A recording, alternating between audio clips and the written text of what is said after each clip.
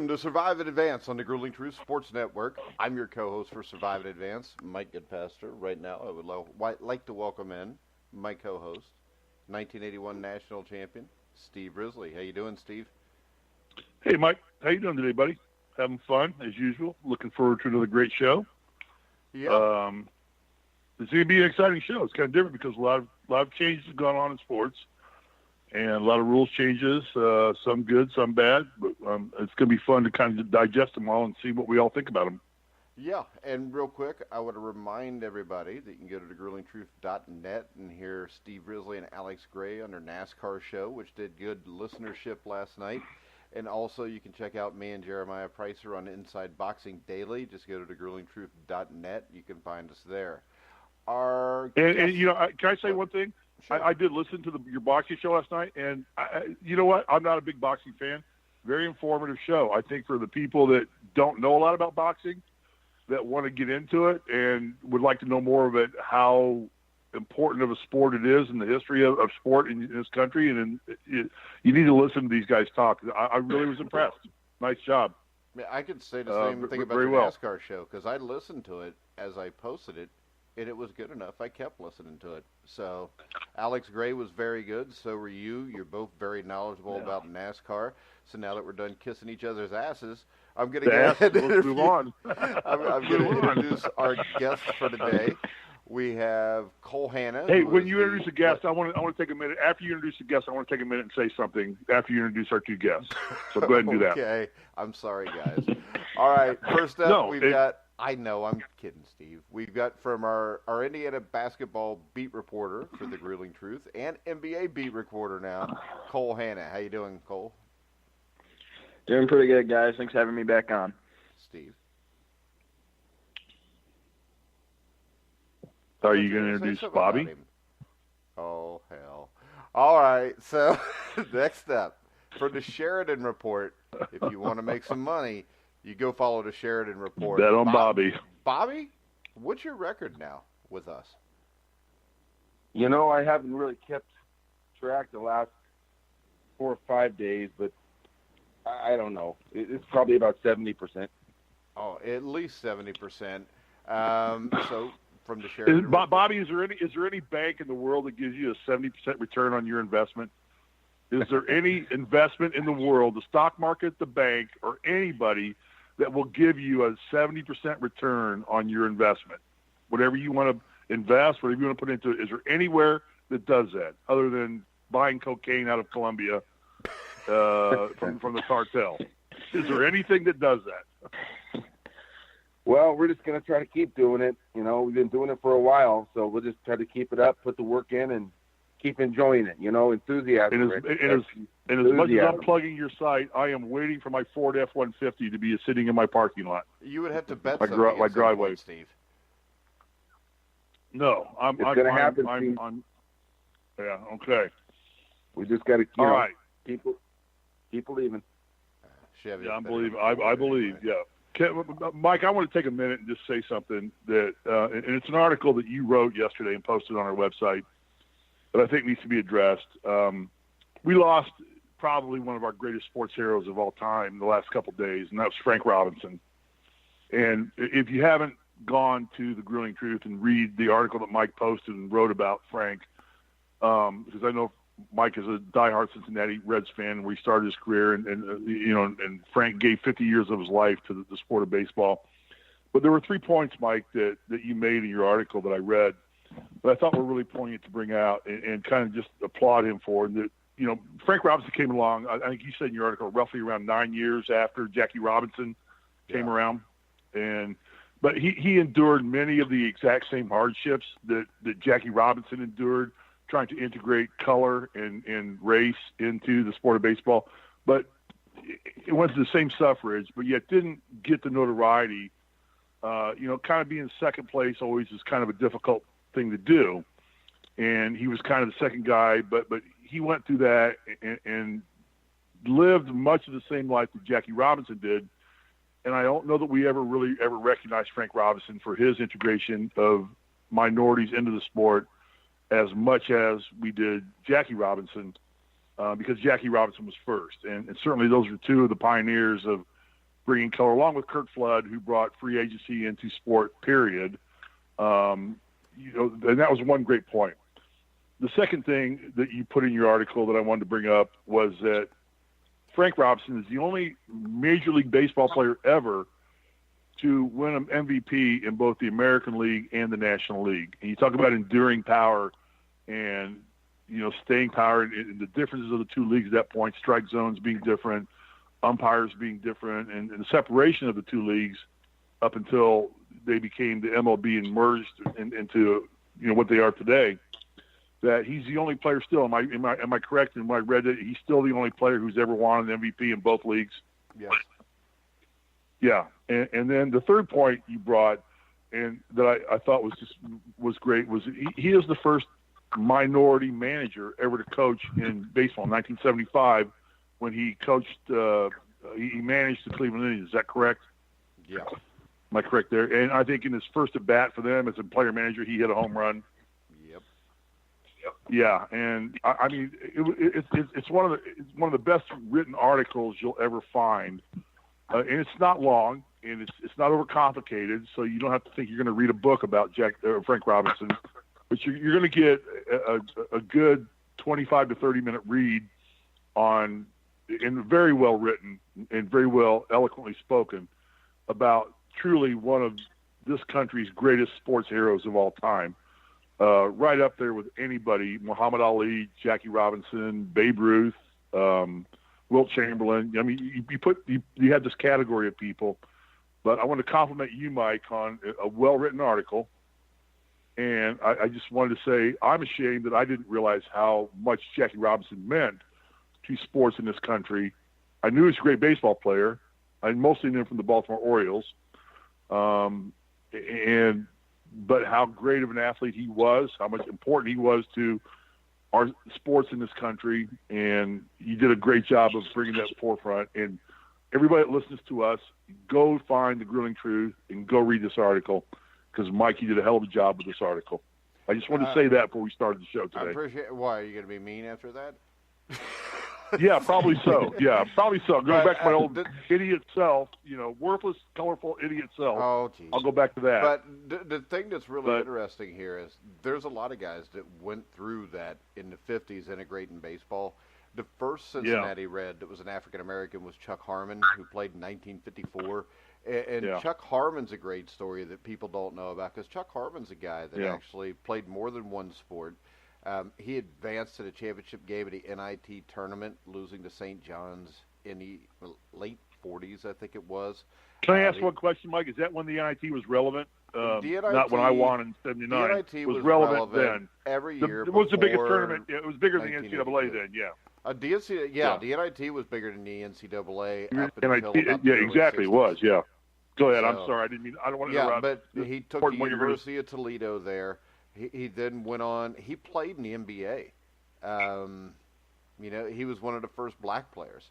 He tried out for the Boston Celtics, ended up playing for Utica in the American Basketball League, which was probably considered a minor league, but he was the first black to do that also.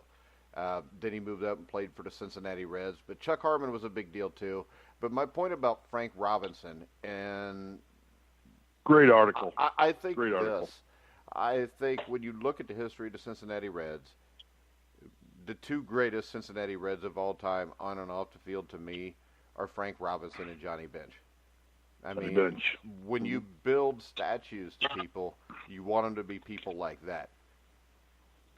And that's not a shot at Pete Rose, not directly, it's indirectly. But the bad thing is... no, it is directly. You're right. You're exactly right. And the thing is this.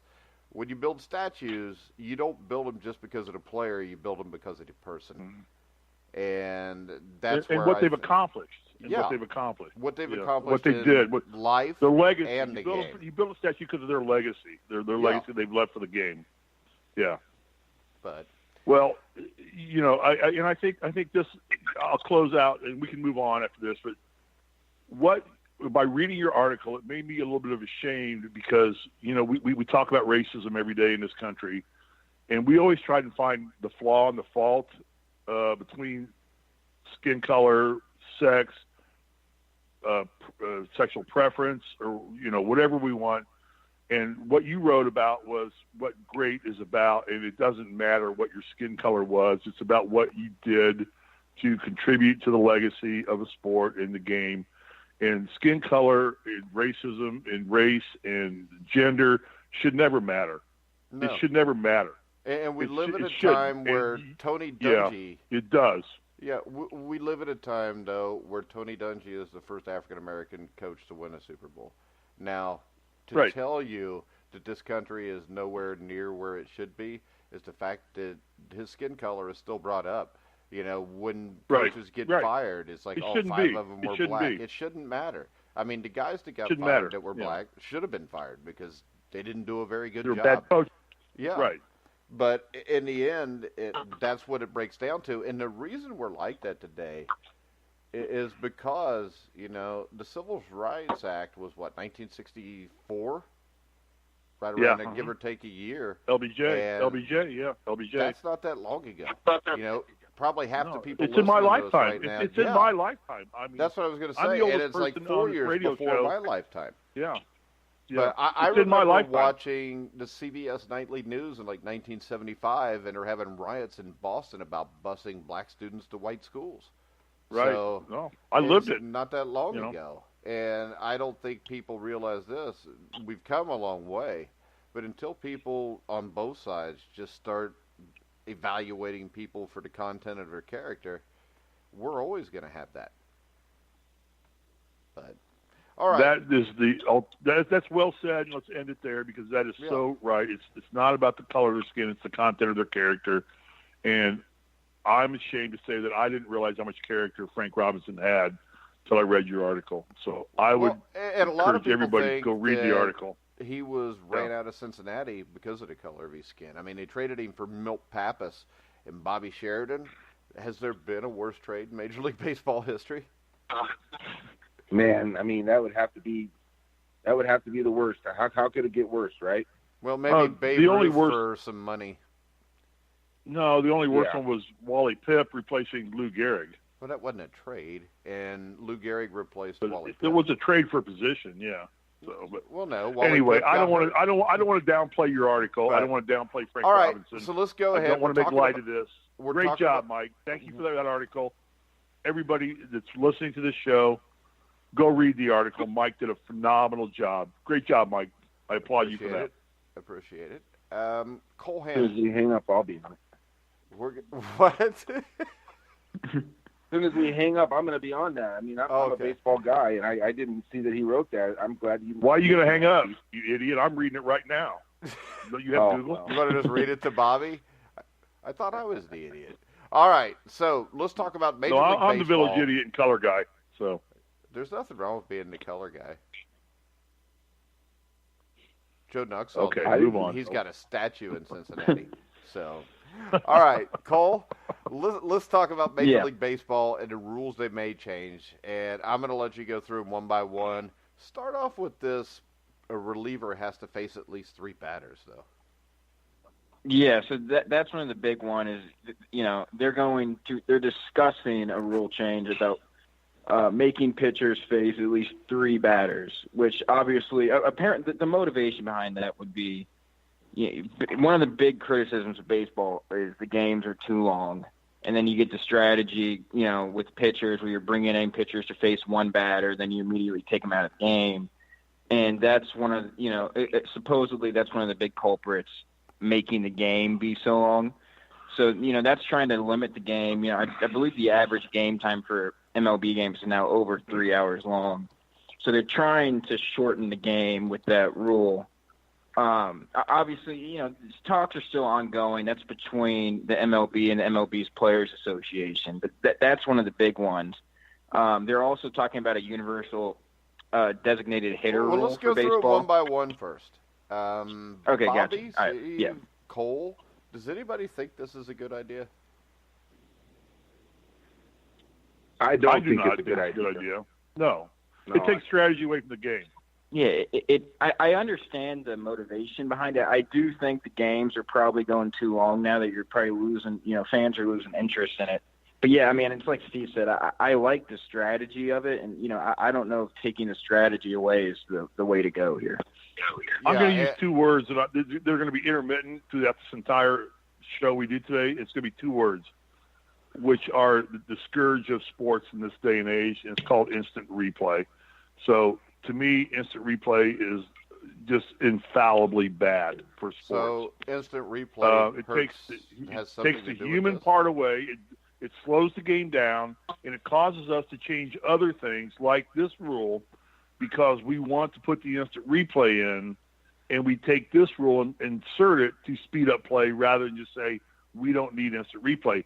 Umpires, referees, judges are human. The human element of sport, when you take the human element out of sport, you make it mechanical. When you make it mechanical, it becomes automatic. And sport is not designed to be automatic. It's designed to be fallible. You fumble, you intercept, you throw a bad pass, you get big turnovers, you miss the crucial shots, you miss bunny layups, you miss a 2-foot putt. I can go through it. You blow a that's tire. Something that Andretti, if you what's the do most that, famous line in auto racing? Andretti is slowing down. Andretti is slowing down. The guy should have won 6 Indianapolis 500s. He won 1 because his car broke down on the 190th lap 5 other times. It didn't happen. That's the infallibility that what makes sport so genuine and pure. Instant replay is taking it away from that. And now we're going to make these other rules up. I think that is absolute bullshit. And the reason I think that is absolute bullshit is this. I like boxing, and boxing, the history of boxing has been changed by fallible judges that are atrocious and possibly bought off. Rocky Lockridge. That's an opinion. That's an opinion. No, it's not an opinion. I mean, you can talk to any boxing fan. I mean, you can watch a fight and know who won it. And then the next thing to baseball. There's a Go couple back to baseball. Idiots. We'll have no, this because this is the same thing. I mean, what you get is this changes history when you have incompetent officials. In 1985, Don Denkinger makes a horrible call. Yes, it does. It doesn't change history, Mike. Yes, it does. It creates history. Yeah, it creates bad history. I'll say this in the instant replay, Steve. You can say what you want about, mistakes are part of the game. But, I'll go back to the recent example. That Rams-Saints call, that's part of the game right now. It shouldn't be part of the game. You want to talk about, changing history. That call it should very much be part of the game. I don't care what you say. I so disagree with you. I so disagree with you. It was to me, awful it's like call. It's a horrible call. Yeah, but it's part of the game. What it is part of the game. Into the game. Not be part of the game. It doesn't have to be part of the game. Players play the game on Xbox. Players play the game. You can have a reset button. You can say all instant replay is a reset button for, like, my son plays Xbox and PlayStation. He's got both of them wired to a 75-inch Sony platform big screen TV in his room, and he lays there all day, and it's instant replay. It's reset. It's like if I don't like the way the outcome was, I can reset it. If you have to be able to manage expectations. Let me ask you this. Shouldn't players be the one to decide the games? They're the ones that play them. They're the one that put the blood and the sweat into it. No, exactly. The game, everything. The players shouldn't decide the game. Weather, some 55-year-old football. Yeah, and it's still the players decide the game with a weighted football with everything else. No, the players decide the game. It all is part of the process. It's all part of the process. That's the beauty. See, I'm telling you, as a guy that played at a very high level, fortunately, I was lucky to play at the college level and win a national championship. Adversity is what makes the game compelling. What if you take adversity out of the game? What if you would have lost it because of an official? You're not taking adversity out of the game. You live with it. You're taking adversity out of the game. You're taking adversity out of the game. You telling me if we just get the calls right, there's going to be no adversity within a game? The adversity should come from the players, not a referee blowing an obvious call. No, referees that's not the adversity anyone wants to see. I do. I think you're dead wrong, because referees to me are like the goalposts, or like the football, or like the 10-yard markers, Completely like the agree. basketball. They should have no bearing on how They're the game's equipment. decided. They are equipment. Exactly. But they are part of it. How do you tell me how it's when a referee puts a football down, and then they bring a yardstick out and say he's 2 inches short, and it's like, okay, well, he just randomly marked the ball there, and we're going to measure that like that's going to make or break a first down or a fourth down. And are you kidding me? It's like you deal with it and live with it. That's and you make reviewable, by the way. adjustments.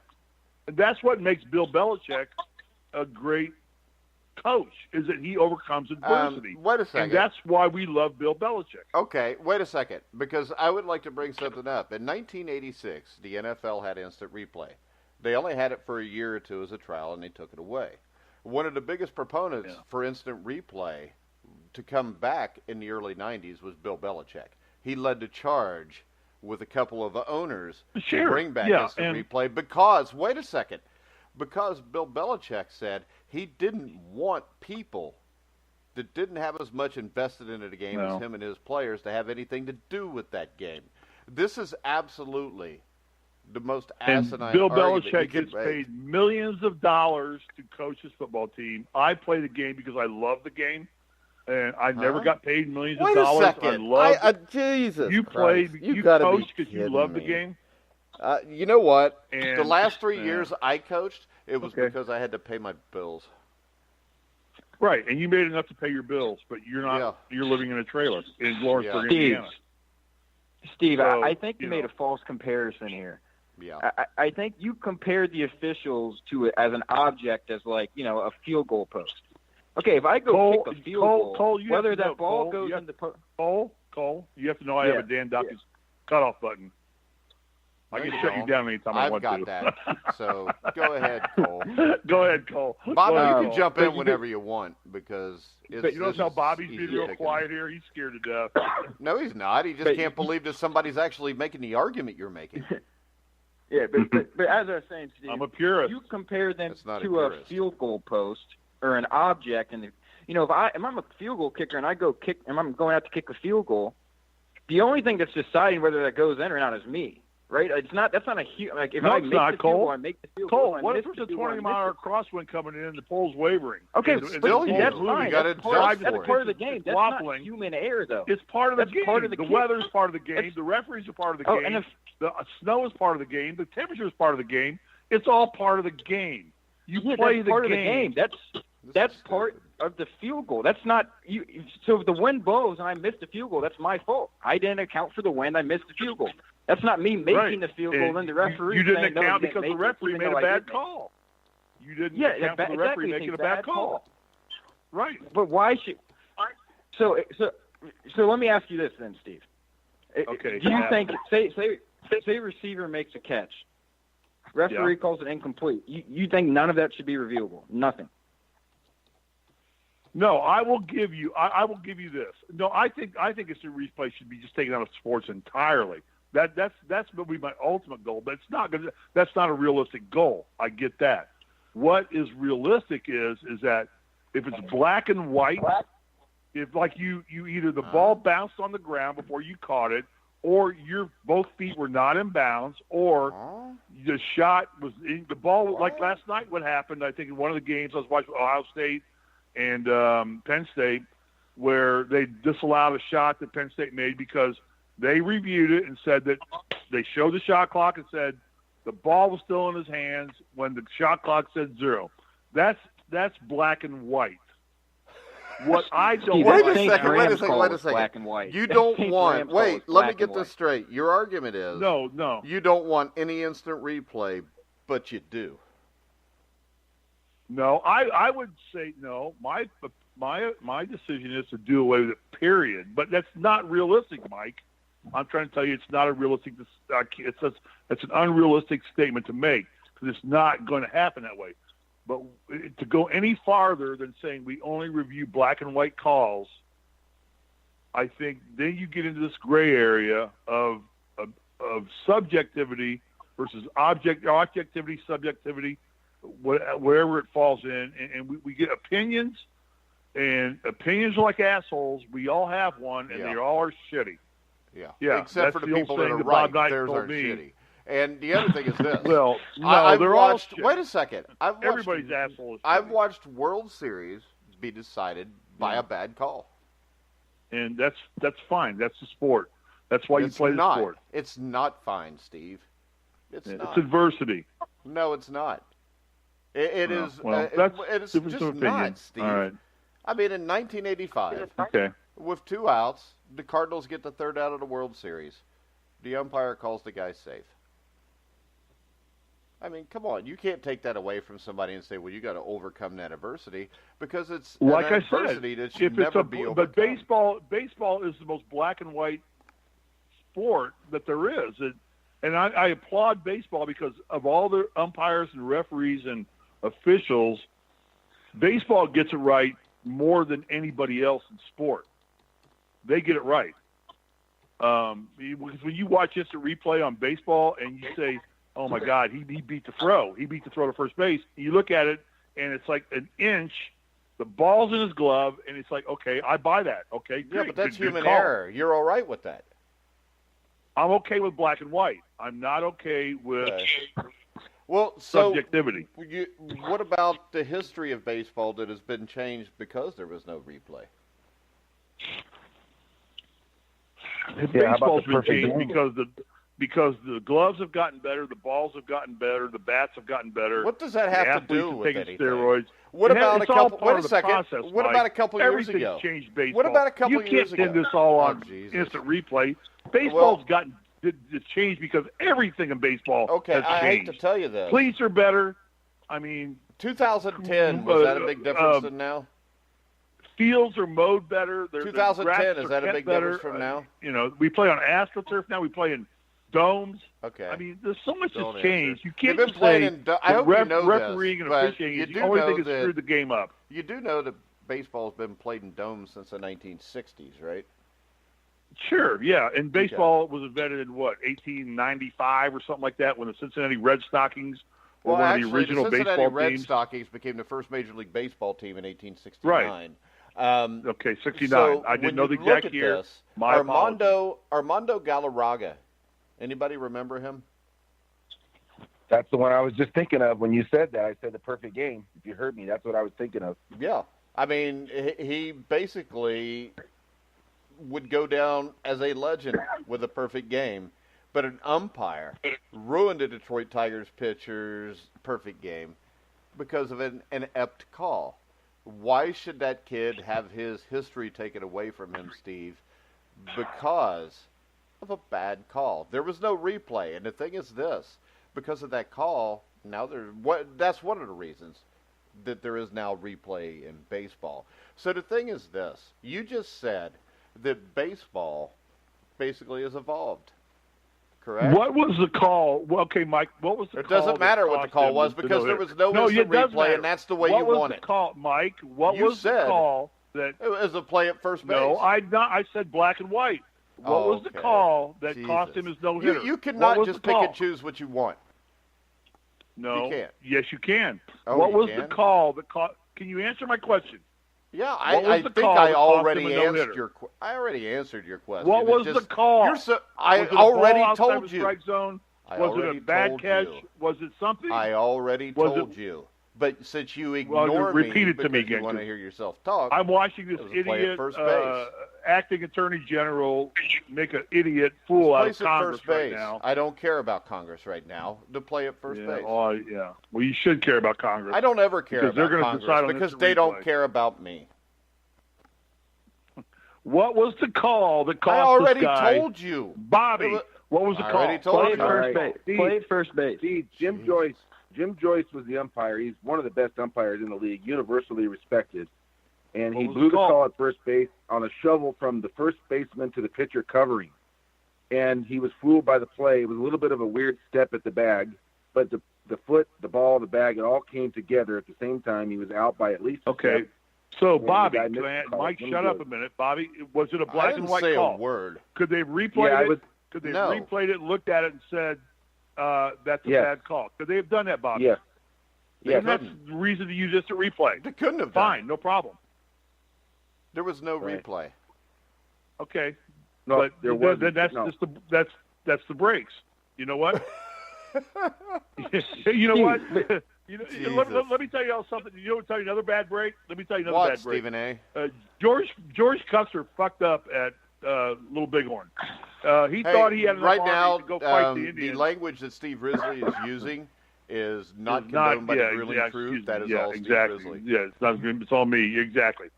George Custer screwed up at Little Bighorn. Did we do an instant replay and said if he could see had a drone flying over and saw all the Indians coming at him, said, I'm going to rethink this and we're going to retreat. That's just part of life. It cost Custer his life. And, he still is one of the people we talk the most about in American history as a general. But you know what? A bad call. You don't want to sit there and take on the Cherokee Nation, the Sioux Nation, whoever was coming at him. Wait a second. Was it an official that made that call or the head coach of the team? I think it was Custer that made the call. Yeah, who's the head coach of the team. So that's invalid because there was no referee in there. And Lucas Weiss thinks you're a moron, he said. Did he really? Yeah. Lucas thinks I'm a moron? It's the dumbest argument anybody has ever made about anything. Because you started off saying, and this is what you said at the start of the show, you said that you think instant replay does not belong in sports at all because you want the human error, the human element. Now, black and white calls are all right. So this is the thing. No, Steve. I'm saying realistically, I'd want it out, but it's not realistically. Okay, so wait a second. No, realistically, you want it out, so you can't sit here and say, "Well, that would have been all right to review," because you just said that you don't want replay at all. You want officials to be able to screw everything up and ruin what you're watching. Because as Lucas says, it sounds like you're backpedaling now. And that's what it sounds like. It may not be, I know. but it does sound like it. Lucas, if you're listening, here's my point. If we can keep instant replay down to black and white calls, I'm all for it. Leave it where it sits. If the guy's out of bounds, if the ball is dropped, leave it there. When you start getting into, was it a gray area call? Like, was that pass interference? And that was black and white. That's not gray area. Well, no, Cole, we saw that in 12 different angles in slow motion. We didn't see it at real time, at real speed. One shot at it. We didn't see That's that. fine. If you watch that play in real time, it's a judgment call. No, it isn't. Now, if you watch it in real time, it was a bad call. It's Steve, a bad call. The official could have made two judgments on that play, the right judgment and the wrong judgment. I'll give you that. Right, he made the wrong judgment. Yeah, he made the wrong judgment. Right. It's a black and white call. Yeah. And it was not a bang play. In the end, the Rams got their justice. They didn't win. In the end, it worked out. Even though the Saints could have won the Super Bowl. You're going to tell the Saints that? You're going to tell the Saints it worked out for them? So that cost each player $250,000 and a shot to play in the Super Bowl. You're right. That's not a big deal. Just because you got two incompetent officials, one behind it, one in front of it. You had two penalties on the play, and they're not bang-bang. It wasn't bang-bang. It was easy to see because when the back of the receiver or back of the defender and the defender never turns to look for the ball and immediately hits the guy, it's pretty obvious. And two guys blew that call because they're incompetent. And nothing will be done with them. They'll still be doing games next year. And maybe they'll steal something from the Colts or, maybe they'll steal something from the Bengals. Or you know what? When officials take a game from you, the Bengals Steelers in 2015.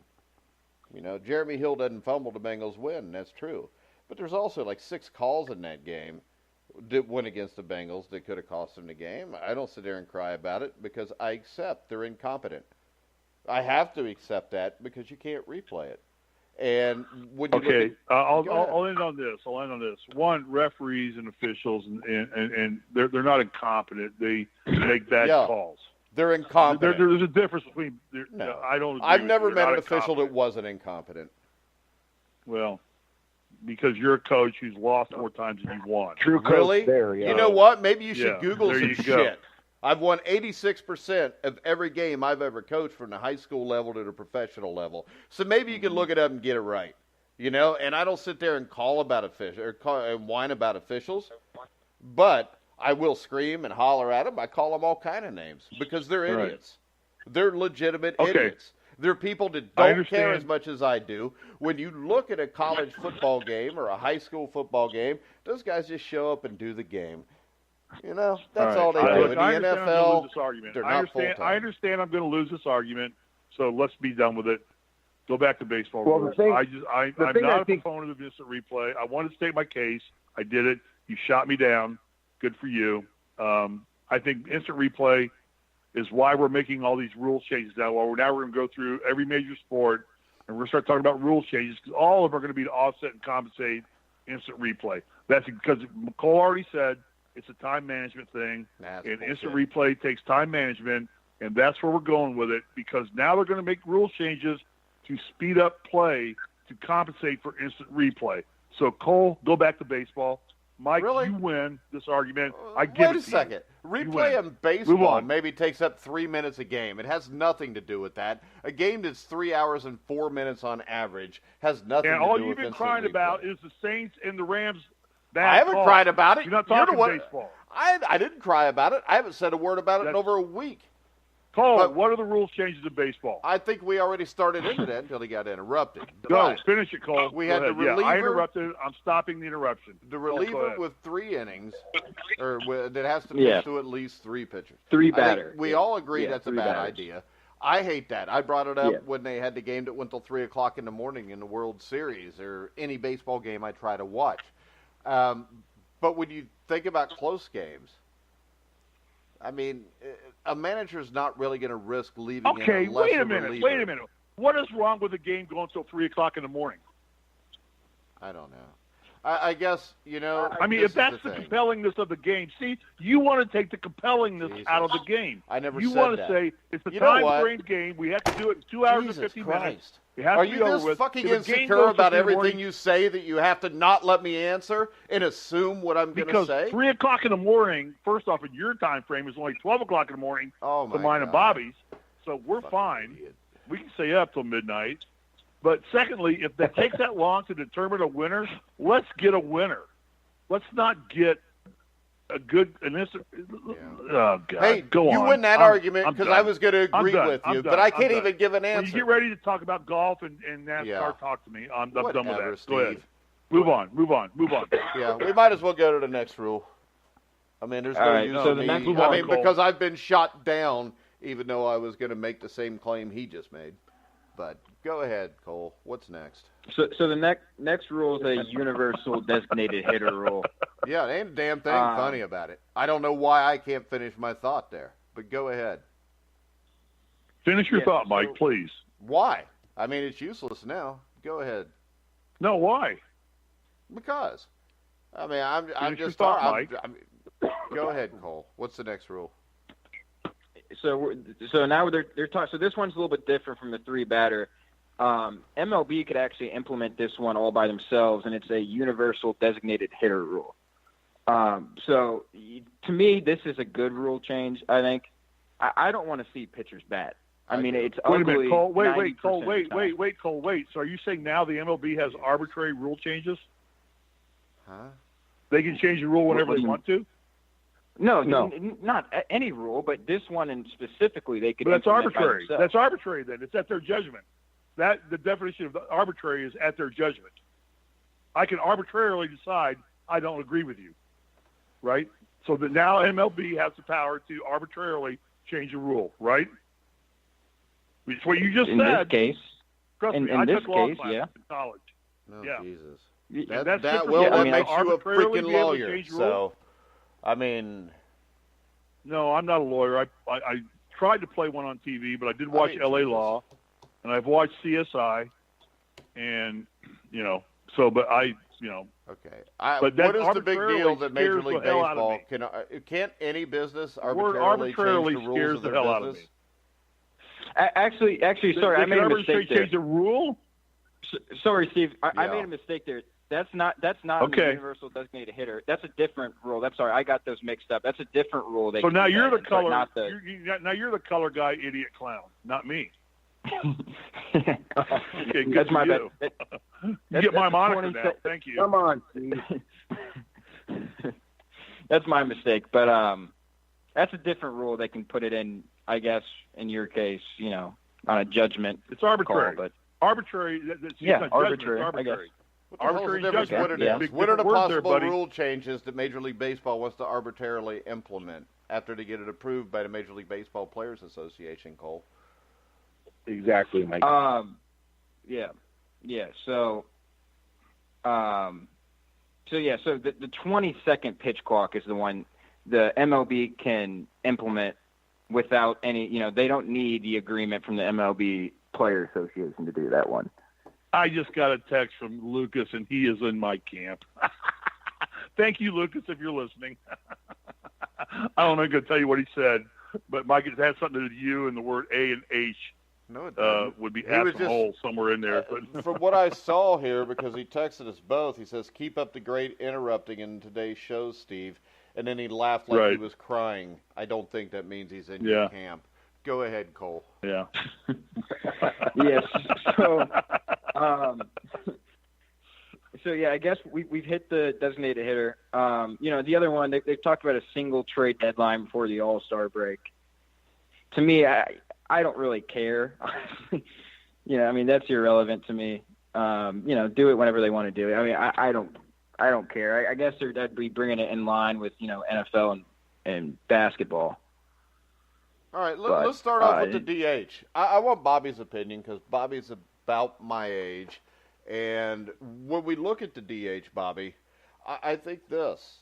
I think if you don't have a DH, you're not going to have all the pitching changes you see right now. Where you could switch out three guys. You can't because you got to pinch hit for the pitcher at points. And I think that there's a lot of strategy. I think there was a lot more strategy in the 70s when there was no DH in either league than there is now. And I think that it also allows all these pitching changes to happen. Well, it's one of the ways it does. It takes away the double switch. And it takes away the strategy of leave him in there or don't leave him in there. Hit for him now or don't hit for him now. It's a much better game with the pitcher hitting. It's a much more pure game, a much better game. But what we have with the DH is we get to have some great hitters hang on to careers. We get to watch them hit for 4, 5, 6 more years and score runs and hit home runs, and that's what MLB likes. And they want one universal rule.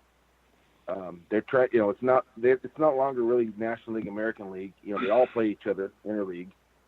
They're all the same umpires, do both leagues. It's not, it's one thing. So I think they're wanting to just universalize it. We're not going to get rid of the DH. So the only way to universalize it is to add the DH in the National League. So I think it's going to happen. Another thing to take away the process of thinking about the game and strategizing about the game, make it more sterile, make it more black and white. The strategy has come in more into play with the defensive positioning and the use of rosters and all the analytics and the lefty-righty matchups. The strategy has kind of changed more in that direction. And so you know what that does? That puts more people like you into play, or no, I can't say you because you played professional baseball. I retract what I just said. It takes more people into play that haven't played the game. It makes them more relevant. And the fact is, the people that should be in the game that have the relevancy, are the people that have played the game, that know what the heart and soul of playing sports is about. And you're taking that out of the game. You're making the Stephen A. Smiths more important by doing that, because now he can have an opinion, and you take the heart and soul out of sports, which is bad calls, bad judgment, bad breaks, good breaks. What was trash to New Orleans was a savior to Los Angeles. Look at it that way. The bad call that happened to New Orleans was a great call that happened to Los Angeles. No, it's not, because nobody in Los Angeles cared. No, they did care, Mike. I live in Los Angeles. That's why the TV ratings were what they were. That's why 3 people showed up when the Rams landed their plane. And again, you want to deviate the point and say what I'm trying to tell you is that human error is a part of life. Yeah, human error. The more you take, guess what? You know what? Shit. How about this? We could do. How about this? If I commit, wait a second. Because you know what? What if we don't need auto workers hold anymore, on, let me ask you a computers that question. do shit. I want to hear this answer.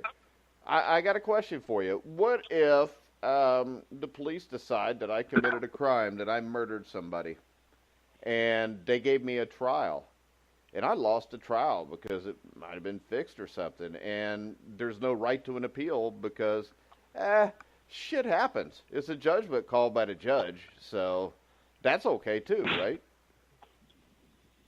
Repeat that. I'm texting Lucas. Lucas and I are setting up lunch next week when he comes in for the LA Open in Riviera. We're going to go have lunch together.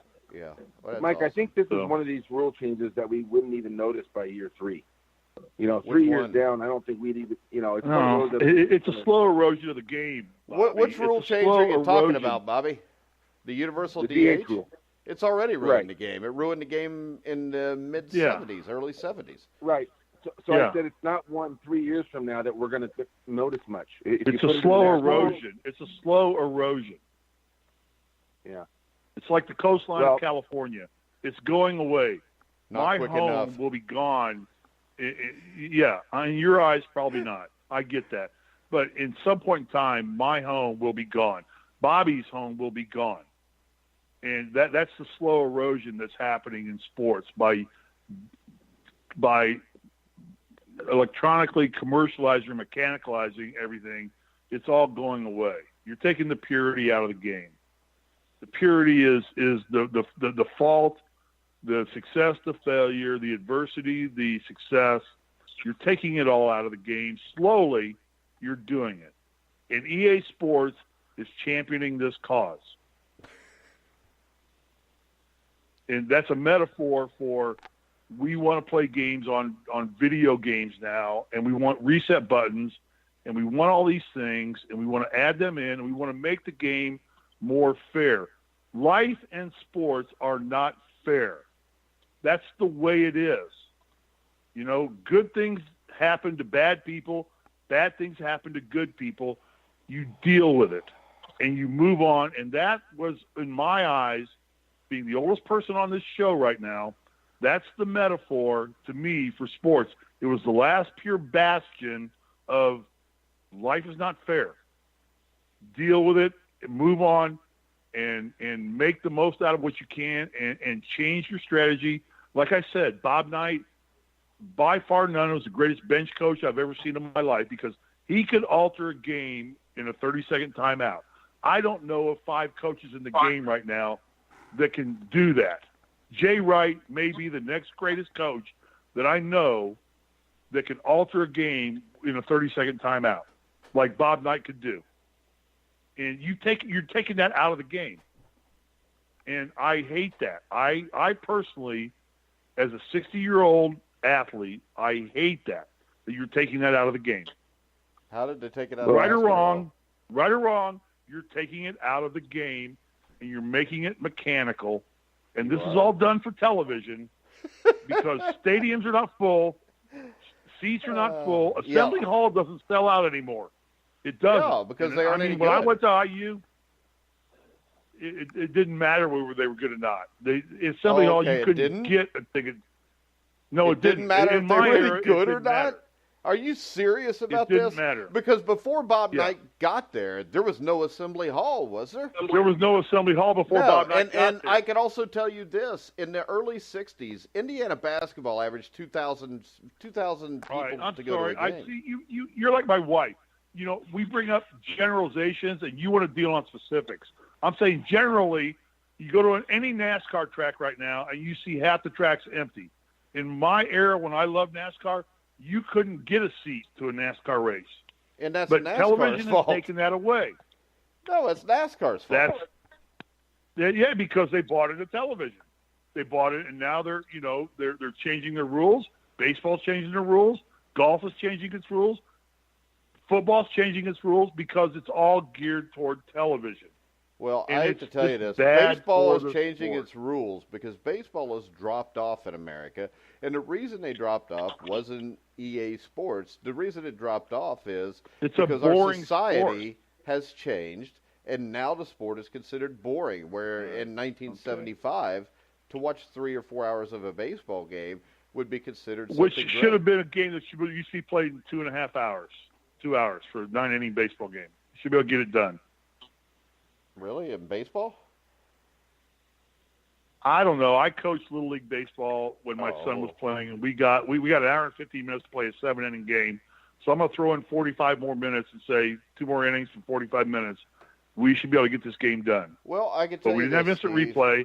We had 2 umpires. We had a base coach umpire, and we had a behind-the-plate umpire. They made the calls. Instant we lived with the calls.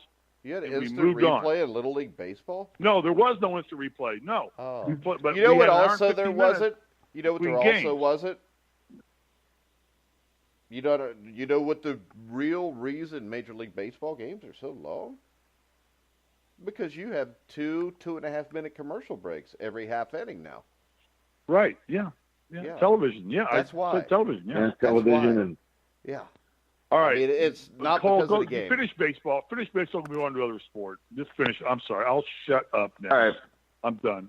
To me, the last big rule change, and I want to get your guys' opinion on it because honestly, I think it's very interesting. And it's kind of something that's been talked about in other sports, but it is draft advantages for winning teams and penalties for losing teams. So I have not seen a specific correct me if I'm wrong. I haven't seen any specific outline for how this would work. Which league It seems is like this? it's just broad. This is for MLB. Okay. So they're talking about essentially that teams would be rewarded in draft position for winning seasons, where teams that are tanking and losing to get better draft positions would be punished as a result. So and there would be penalties for penalties and bonuses. You know what that players, is, Cole? You know what that is? You know that's called is it? managing TV markets. That's called managing TV markets. Yeah, They're going to manage TV markets now because TV pays And- everything. TV is and baseball is the more, full yeah. foundation of professional sports. So they're going to give you rewards based on what market you're in. Just like we talked about yesterday, Bobby. I don't know if you were on or the Lakers will make the playoffs because the NBA does not want the Lakers to not be in the playoffs. I don't care what their record is right now. I guarantee you, by playoff time, they will be in the playoffs. They may lose in the first round, but there will be a compelling story of LeBron versus Curry in the first round, but they will not let the Lakers not be in the playoffs this year. Am I right or wrong, Bob? Right. Am I right or wrong? You're right. You're right. Yeah, I'm right. Of course I'm right. So, Cole, your argument is they're now altering draft picks now because they want to manage TV markets. It's all manufactured. We're back to the same shit. Now, it's the same I way haven't made baseball any was argument the here. first 100 years of it, isn't it, Steve? I don't know how. I'm not a baseball fan, so I don't know how So baseball I don't know was why for we 100 want to go years. back to giving the Yankees an advantage. But you know what? My prevailing opinion is this, Steve. If a Because team there was no wins- salary cap then, and whoever owned the Yankees had Oh. money out the yin-yang, could buy the players and get them, could pay $80,000 to get Babe Ruth from the dumbass Boston Red Sox and bring him over and make a legend out of him because they were dipshits. He was already a legend. He just became a Yeah, he was.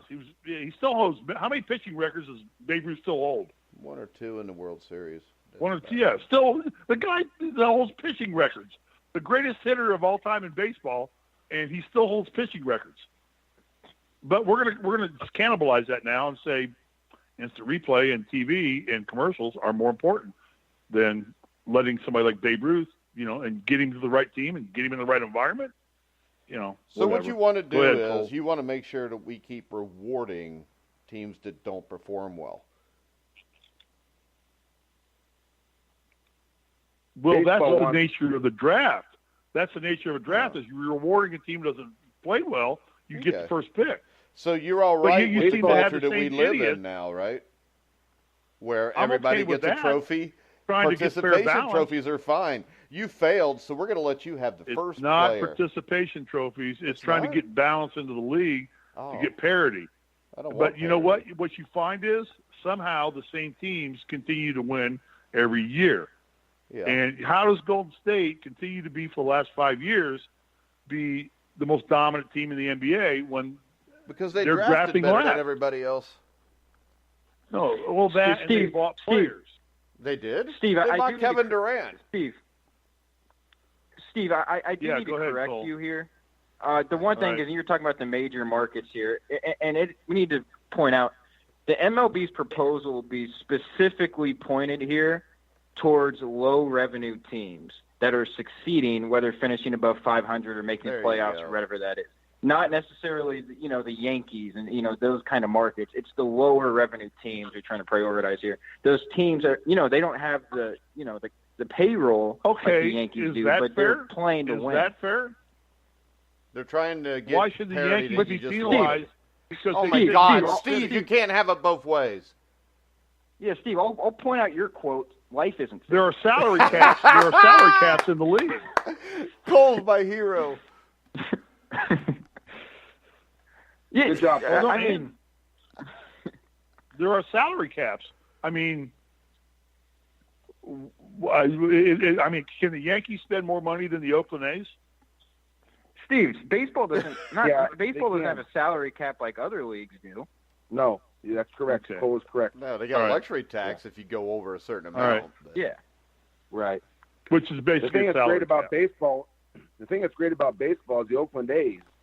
What they've done over the last 10, 12, 15 years with Billy Beane. Yeah, they've won so many games and put themselves in position in the playoffs so many times with, really no payroll every year, compared to the other teams. And that's a beautiful baseball story. This rule here is just to discourage teams from tanking. Baseball doesn't want meaningless AAA games on their fields in September. So they want teams to still try to continue to win and not just totally tank and play the AAA guys the whole month to get the first pick. All right. And I don't think this is going to go anywhere, though. And this is why? But it's not going to go anywhere. Why do we rip the Golden State Warriors? I mean, they built their team through the draft, Steve. Again, okay. What? They drafted Steph Curry, Klay Thompson, Draymond Green. That's their three biggest stars. They added Kevin Durant, but there's nothing wrong with that if you got the money to do it. Steph Curry was a guy that half the NBA didn't even think could play in the NBA. Touche, well played. I lose this one. Go ahead, move on. Hey, you know who thought he could, Mike? Right. Mike, you know who thought he could? Golden State Bob Warriors Knight did. thought he could. Who? Bob Knight thought he. Bob Knight. Anybody that saw the dude play knew that he could play. They just too many people are interested in the size. Well, he made a comment when Curry was a junior or something like that. He was doing one of his games. He made very nice comments about Steph Curry and his prediction of this kid's going to be a very good NBA player. So, all right, Cole, we got to get through a bunch got of any other sports. rules We got to get through a bunch talk of about? sports.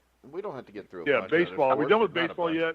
What about the mound? What's the deal on the mound rule? So they're studying, looking into possibly lowering the mound to the ground. And that does what for the average layman who doesn't give a shit about baseball? I honestly, I am not sure. Hey, Bobby, I know Bobby could take this fan, because 1968 sticks out to me. Bobby, you want to run with this? Yeah, when they raise the mound, they give the pitcher a bigger advantage over the hitter. The trajectory of the ball being thrown is above. The higher you get, the more advantage would be to the pitcher. So when you lower the mound, you give offenses more advantage. So that's why it happened. Bob Gibson, a lot of those pitchers had very low ERAs. Yeah, that was the same year that Denny McLain won. Denny McLain won 30 games. Gibson had an ERA well under 2. And I think back then, it seemed like every pitcher in that 68 season had an ERA of 2 or less, or 3 or less at least. Right. So you can lower the mound and make it more equal. And they're probably considering this now because of the strikeouts are so high. Strikeouts are not good for the game. There's probably wanting to get that a little bit more equal, but there's other reasons for that. The launch angle. Why are strikeouts not good for the game? I think baseball would like to have more contact and more action. No. you're wrong, Bobby. Television wants baseball to have more contact. No, I'm pretty sure fans want baseball to have more contact. Yeah. So, Mike, as a great football coach, that you don't think that the Super Bowl, the fact that it was pretty much a defensive struggle. Hey, I'll guarantee you this, Steve. If in that Super Bowl, everybody that tried to hit somebody, if they would have missed, it would have been a horrible game. But if is the middle word in life. That didn't happen. That was I know. That's why this is a stupid comparison. Battle. It's football. Yeah, it was a defensive battle. They went after each other defensively. So because the score was only 13-3, we're going to call it a crappy Super Bowl, right? No, I didn't. Well, it's kind of what you and Bobby just said. We don't want strikeouts. We're talking about baseball. We don't want Nolan Ryan throwing 7 no-hitters, 5,870 some odd strikeouts. We don't want to see perfection from the pitcher's mound. We want to see guys jack. Nolan Ryan. We want to see guys juiced up on steroids, jack 800 home runs. That's what we want to see, right? Well, how about the relief pitchers that all throw 99, 100? They're on the stuff too. Well, that's the strategy of the game. But we're taking that away from them too, because we're saying you have to, we can't do that anymore. We can't have one pitcher to pitch to one batter. We can't do it anymore because we're taking that away from the game. They're just talking about it. It's not going to happen. The only one of these that's going to happen is the pitch clock. Universal DH. I think the DH thing might. It might, but I still doubt it. Okay. Any other big changes in baseball? Well, we got to move on. Any other changes in baseball? Cole? For the most part, they're minor changes. Expansion of the roster. Allowing 2 sport amateurs to sign major league contracts versus minor league contracts. I mean, nothing too big outside of that. Well, the roster thing, the Dodgers took advantage of it. You can go up to 40 in September, and so they went up to 40, and they essentially why not? Why not? And that's why it'll never happen. But what the competitive disadvantage for teams playing against them was that the Dodgers had so many more options late in games to pinch run, pinch hit, all those kind of, righty, lefty. They essentially had a whole other team on the bench. So everybody else had the option to do that, and they didn't. So right, yeah, exactly. And the reason, and you know what? I drive through Beverly Hills every other week, and I'm looking at the house. I'm like, shit, those people have more money than me. They have bigger houses. I just have to live with it. I got to deal with it. Yeah, the Dodgers. I live in the valley. The Dodgers brought up the extra 12 players and paid them major league salary because if one win could decide the whole thing, and so they said, okay, we're going to be. Well, that's why But that's why you why play would the game. Kansas City? Why would the Royals do that in September? They wouldn't do that. That wouldn't make any sense. They're not playing for. I would venture to say, Bobby, that the owner of the Kansas City Royals, whoever he is most likely a billionaire too. He just doesn't want to spend his frickin' money. He did win the World Series a couple of years ago, though. And went to back-to-back World Series. It's a metaphor for. Don't tell me that anybody that owns a professional sports franchise right now cannot afford to do what the Dodgers did. Yeah, I could say that is absolutely true. Yeah, the New York Yankees have $1 billion cable contract. So, yeah, they have more money than other people. The Dodgers, same thing. So are the Red Sox. So, yeah, there is a competitive advantage money-wise in Major League Baseball. There's a reason why. And that all boils down to profitability to the owner, not to playability of the team. Huh? That boils down to profitability of the owner. If it was $1 billion contract, the players aren't necessarily seeing that. The owners are reaping those benefits. Yeah, which makes their payroll maybe $150 or $200 million when a place like Milwaukee can have because a $40 or New York $50 million chooses payroll. to spend the money, Los Angeles chooses to spend the money. I guarantee you that the owner of the Kansas City Chiefs is probably within the realm of wealth of whoever owns the Yankees or Dodgers. I bet they are. I bet they're close. I bet they're not billionaires. near. They're all billionaires now. You don't own a professional sports franchise anymore if you're not a billionaire. Frickin' Jim Irsay, the Colts are worth $3 billion. He does nothing but own the Colts. He doesn't have a vocation. And it's in Indianapolis, which is probably one of the smallest markets in the NFL. And he's a billionaire. He can spend them, and he's got the highest salary cap of anybody in NFL this year. Let's see if he spends it. You know, is he going to choose to spend it, or is he going to buy himself a new jet? What's he going to do? All right. He's going to choose to spend it. He wants to win. Yeah, he wants to win. I agree. So don't tell me Kansas City can't spend the money. Well, they can. They can do it. You know, They choose not to. That's a free choice. and that's why this is going nowhere, this rule change. All right. Basketball. What's going on in the NBA? Any rule changes in basketball? Not that I've seen. Nothing. We're gonna have to get to the off season on basketball. All right. Yeah. NFL. All right, let's go to NFL now. Let's get this over with. Ugly as it's going to be. Why would it be ugly? Because we've already had the argument. But go ahead, Then why would we have it again? Mike. What do you want to see? Mike, what do you want to see happen in the NFL? How? Just define how the rules should be laid out in the NFL, and then everybody comment. I told you I'm in a pissy mood today. Hey, Steve, you see what Mickelson's doing? He's going nuts. He's minus 4 today. He's minus 10. He's going. No, I'm watching. Have I'm watching the idiot congressman taking on the acting attorney general. Oh God, we're so embarrassed by our government. It's so bad. But anyway, go on. Where were we at? I got nothing with the NFL, NFL. Mike. I don't have any more rule changes than anything. Do you, Luke or Cole? Almost called him Luke. I do not. Mike? No. You want to quit No, the show? we're good. We're good on this. No, We're good because on we this. still got a bunch of other things to talk about. Bobby, Okay. the Sheridan report. What's your top pick for the Well, weekend? wait. I don't get to cover golf or NASCAR. Sure. Yeah, I do want to you- hear this, Steve. What do you got? What notes do you got on this, Steve? I'm very interested on what you got for NASCAR and golf.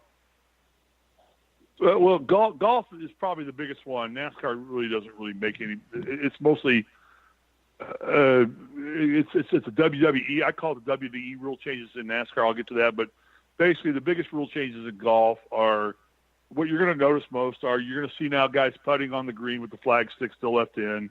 That's a rule change they made.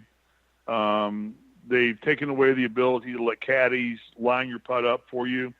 Basically, the caddy has to be away from you. He can call your line out, but he cannot be behind you when you're addressing the ball, make changes. But they've given you the opportunity to leave the flag stick in. Most all the rule changes in golf were done to speed up the game, unlike the rest of professional sports, which wants to slow the freaking game down by having instant replay. And there's a sport right there that's like it's unfair too, because how many times has a penalty been called on a golfer because he's leading the tournament and somebody's got a camera on him, and they go, oh, well, that's an infraction, but we don't put a camera on Steve Risley, who's 12 strokes off the pace, and we don't have a camera on him, so we can't call that rule. You see, instant replay is not pure. It's not pure in any way, shape, or form. That just means golf doesn't use it in a pure way. Go ahead. Yeah, the flag stick rule is what you're going to see the most thing. You're going to see guys at the Masters or any tournament now. The flag stick is in when they putt. For long putts, things like that, it's going to help them create a better line visualization and be able to see where the hole is in a different way. Penalty areas, the biggest change there is they no longer have hazards. They have penalty areas where any time a local rule, they determine what the penalty areas are in golf, and you now have the option of taking a one-stroke penalty, pull the ball out, and play the ball within 2 club lengths as it lies from the hazard. Not a hazard anymore. It's called a penalty area. The word hazard is going to go away from the word. There's 2 types of hazards. There's yellow hazards, which is stroke and distance, and there are red hazards, which is 2 strokes in a penalty. 2 club lengths in a stroke penalty. There's red and yellow hazards. Mike, you probably never played golf. Other than putt-putt, you probably wouldn't know anything of what I'm talking I played golf, and I'd kick your ass. Go Okay. ahead. The lost ball rule, again, changes the same thing. It used to be if you lost your out of bounds, you had to go back and re-hit from the place you originally hit from in order to speed up play. They made a change to say you now can take 2 strokes in a penalty and drop a club length out away in the fairway, nearest point of relief in the fairway, and play the ball from there with a stroke penalty if you choose to do that. You're always going to have the option of going and replaying the ball. Take a knee. Now they changed the drop thing now because you used to have to drop the ball from shoulder's length. When you had to take a stroke penalty, you dropped the ball from your shoulder. Now you can drop it from your knee, which is going to give you an opportunity to get a better lie. And to I saw that come into play yesterday. Yeah, it came into play. Yeah, it's come into play almost in every tournament already. It almost cost Ricky Fowler the tournament. Right, exactly. If you were watching the tournament, he dropped it, and then the ball, after he walked away to go visualize his shot, the ball, after he had dropped it on its own, but he had addressed the ball, because once the ball comes in play, you drop it, and as soon as you drop it and pull your stakes up and say the ball's down play, then the ball started rolling, and it rolled back into the pond because they had shaved the hillside so thin, and it cost him another 2 strokes. And it almost cost him the tournament, but he was able to overcome it and ended up winning last week in the tournament. Distance measuring devices will be allowed unless it's a local rule. Then that's going to change. And here's the most interesting rule.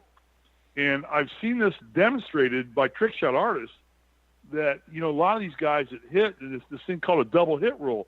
Are you all familiar with that? T.C. Chen. I'm not. 1985 U.S. Open. I know was what that you it? mean. 80.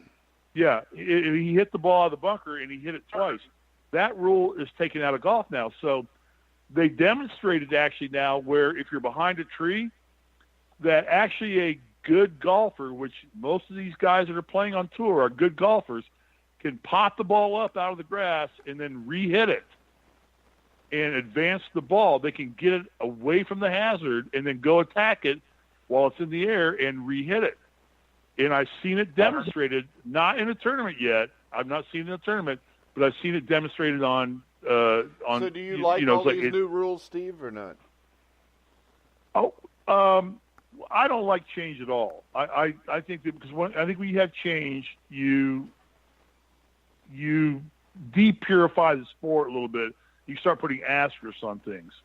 But I understand that time, again, it comes back into the fact that golf is a very slowly played game, and there's way too much time involved in shot selection and things. So in that aspect of it, but something like the double, it'll be interesting to see if we get at Augusta and you get to 13 and you get up in the pine straws up on the right side of the 13th fairway, and Bobby, you know where I'm talking about, where Mickelson hit a career shot because he was left-handed. Yeah. He had the luxury of being left-handed. He could make the shot and reach that green in 2. Now Tiger can say, you know what, I'm going to just fluff this thing up. I'm just going to pop it up in the air, and then I'm going to whack back and re-hit it and advance it. And it's not going to be a penalty where before it would be a penalty. It's going to alter the game. I'm not in favor of anything that takes away from what our legends did in the game. And I understand equipment makes enough changes on their own. Just by having better equipment, it changes the sport enough. But to change rules that change the outcome of games, to me, I'm not in favor of. That's just my opinion. Okay, NASCAR, basically, most of the rule changes are involving around slowing the cars down. They're going to reduce horsepower with restrictor plates on all tracks, or reducing the intake of fuel consumption. They're going to back the speed down. The problem there is they're employing engineers that are smarter than the guys that do anything, and they'll lose 200 horsepower, but they will gain it in aero packages. And they change the aero packages, which means the cars can aerodynamically go cut the air more and do different things. So, but again, it's the whole dynamics of altering rules, to my opinion, to make sports more viable for television than it is. Like when I played, there were no shot clocks and there were no 3-point shots. We won games by holding the ball for 3 minutes and running our motion offense and not having to worry about taking a 3-point shot or worrying about a shot clock running out on us. We just said, we have to be good and efficient at controlling the ball. And that's all going away from the game. So the purity of the sport, in almost every sport, the way they're changing rules, it's all designed, in my opinion, to alter for the benefit of television so they can sell more advertising. They can maximize their time allotment for a game. Because last night I was watching the end of Penn State, Ohio State, and I missed the first 10 minutes of the IU game because the game went overtime. Right. Or it went long. And well, they showed it on ESPN so many commercials News. Involved. Yeah, and I couldn't find ESPN News on the 500 freaking channels I have on Spectrum Cable. It was there somewhere, but I couldn't find it. So I'm like, hell, I'll just not worry about it. I just don't care. And then when you come on, IU's down by 10, you miss the first 10. But it's all done because we extend the time for the benefit of television. That's what concerns me about all the rule changes in sports. I'm done with that. Mike, go on and go what you want to talk about. All right, Bobby. And actually, hey, guys. Well, go ahead. And just I'm going to have to hop off here because I need to head to class here. We're headed to Bobby anyways. Thanks, Cole. Yeah. Thanks, guys. See you, Cole. Hey. At least Mike, one call of us Lucas. has Get class. Lucas on the line. At least one of us has class. Call Bobby. Lucas and get him on the line. Bobby, Hey, Steve. what is your top play of the Steve? week? All right, I'll go right to it. I had a question for Steve. No, go ahead. ask me your question. Go ahead. Ask me your question. My question was, the rule changes that were put in, how is it going to affect, where are they going to do some of the cheating now? Where are they going to be able to get into the areas where they can, get a little bit more out of their car and hopefully it's not detected? I mean, where is that sitting in some of these rule changes? Anywhere? Well, it's all going to, are you talking about NASCAR or auto racing? Yeah, auto racing. Yeah, it's going to come down to aero design. I mean, I had no clue how important aero design was on these cars, how much, and you have to understand, in auto racing, picking up 1/10 of a second puts you from the pole to 35th on the starting grid. I mean, there are many races, like you get qualifying for Daytona this week, you're going to see the leader at, say, a 42.3 and the 40th guy at 42.9. And everybody else is going to be at somewhere in between there. So there's going to be some dent, some grind on a splitter, some slight bend on a spoiler, some scrubbed tire, some not scrubbed tire. That's going to give you some kind of a 1/1000th or 1/100th of a second advantage, which is going to now. At Daytona, because it's restrictor plate racing, it really doesn't matter because you can go from first to 43rd or 44th to first in 2 laps because of the way restrictor plate racing is done. But when you get on tracks like Atlanta, on Kansas City, on Chicago Speedway, on Auto Club out here in Fontana, that time frame makes a huge difference on those tracks. It doesn't make it on the restrictor plate racing because they limit the horsepower, and basically every car becomes virtually equal. They can only generate so much horsepower. They can only go so fast. It doesn't make that big difference there. So it all falls back into the hands of the engineer, which is why we talked about on our show, was that are great drivers anymore? Or are they on great teams because they have great engineers? Is Kyle Busch a great driver? Or is Kyle Busch driving for, Joe Gibbs Racing, who has more money than God in the sport, or Stuart Haas Racing, or Hendricks, the big three, where they have the money to put it into the engineering aspect of it and figure out where to put these little creases, little dents that make up that kind of difference. The really beauty to watch is F1, because F1 is really unrestricted. They have rules packages, but they let their manufacturers, Ferrari doesn't work like Mercedes, doesn't work like BMW, doesn't work like Williams, doesn't work like McLaren. They all work differently. Whereas NASCAR and IndyCar has one body. They have the Dallara chassis. They do one thing. Everybody gets the same chassis, and you get either a Chevy engine or a Honda engine, and you can't touch them. They're manufacturer controlled. So you're basically, it becomes a little bit more like IROC racing, if you remember IROC racing, International Racing Champions, back that it was going on in the 70s, where they allegedly had 12, 13 equally prepared cars. You randomly got a car when you walked out onto the track. You were assigned a car. You know which car you were getting. And they had drivers in every sport. That changed things. And then that became your talent, who can drive this car the best or maneuver. To me, it's all just changing for the wrong reasons, is what I think. So, it'll be interesting to see what NASCAR does. I mean, how it plays out. They're struggling. NASCAR is struggling badly. I think you and I talked last night that we know that the France family almost has got NASCAR on the block for sale. Brian France, who is the heir apparent, is probably not going to ever run the sport again. A little bit of turmoil there. Right. Golf is trying to speed the game up because it's a bad connotation. It shouldn't take 5 hours to play a round of golf. At the club I belong to out here in the Valley, we can get around in about 3.5 hours. It's about a 6,500-yard course.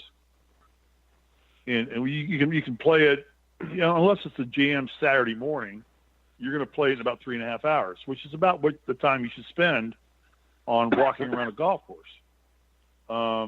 But television just adds so much time frame to everything that it's altering how sports is managed, it's ruled, it's refereed, and things of that nature. That's my opinion. Mike, you haven't talked in a minute, and I feel bad. Why? Appreciate that, Steve. That's good.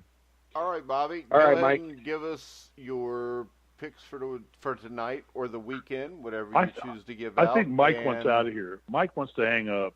Well, yeah, I got All right, to 2 o'clock. You knew that. And then we'll go through your on this day. So. Okay, very good. Well, quickly, I'll go through a little bit quicker. Tonight we got just the NBA pretty much in play. There's no college action that we're taking part of tonight, but there is some good stuff for Saturday and Sunday, so you want to tune in there. And the NBA has 3 games tonight, and I'm going to give out one of them now, which is the top play, and one of them is already on the internet, on the Twitter, and on the site. The Chicago Bulls plus 8.5. That's our free play. That's a pretty good spot for the Bulls tonight, plus 8.5 over the Nets. And we'll have something with Denver and Philadelphia. That line came out late, and Philadelphia opened 4. They're now 4.5, and we'll have an opinion on that game that I'll post on Twitter in a little while. But the game I'm going to give out is the Miami Heat tonight. They're on the road. They're going to Sacramento, and they're getting 3 points. And Miami's got a lot of good things working. The trade deadline really helped them. They moved some pieces. There were 10 or 11 guys on their team, all kind of in the mix. And there were games where 2, 3, 4 of them weren't getting much playing time. Spoelstra was going with what he felt was the best mix for that game. You had guys like Waiters not playing. He was a starter last year, and he had good numbers. He wasn't even hardly getting off the bench in some of these games.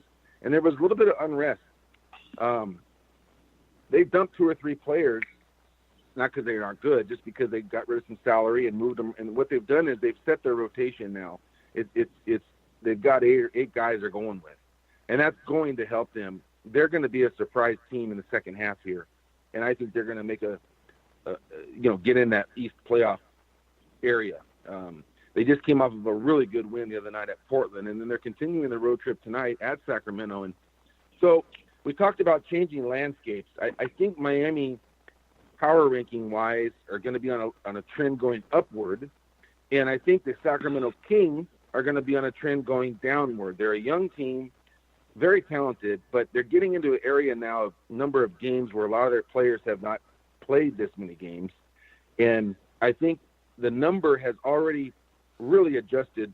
Vegas has adjusted their number to the point where if you played this game a month ago, Miami would have been a small favorite in this game, and the Kings have a lot of home wins, but things don't always stay the same. You've got to be able to adjust and have an idea and a feel for when teams are ready to go on a run and when teams are ready to kind of, even out a little bit.